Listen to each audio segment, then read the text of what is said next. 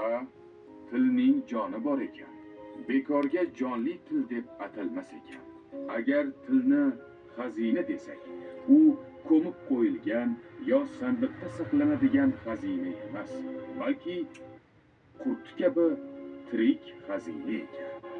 Erkin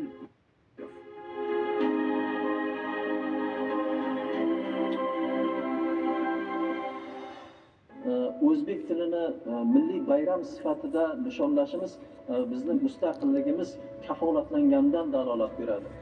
Chunki mustaqilligimizni sharof bu bayramni keng miqyosda, davlat miqyosida bayram qilib nishonlayapmiz. Bu bilan biz o'zimizni milliy qadriyatimizni e'zozlayapmiz. Milliy qadriyatimizni bayram sifatida e'zozlayotganimiz ham O'zbekiston, o'zbek xalqi dunyo hamjamiyatida o'z o'rnini topganini biladi. O'zbek tiliga davlat tili maqomi berilgandan keyin barcha tashkilotlarda, muassasalarda ish yuritish albatta o'zbek tilida olib borilyapti. Bu tarixiy voqea. Chunki asrlar davomida aytish mumkinki, o'zbek tili iskanjaga qolib kelgan. Shuning uchun ham o'zbek tiliga davlat tili maqomi berilishi avvalo mana shu tilni yuksak bir milliy qadriyat sifatida e'zozlayotganimizni bildiradi.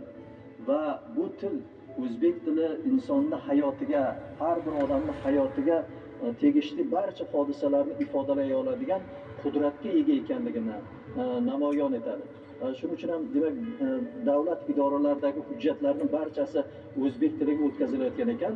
O'zbek tili mana shu hujjatlarning mazmun mohiyatini aniq va to'liq ravshan ifodalayotganligini bildiradi.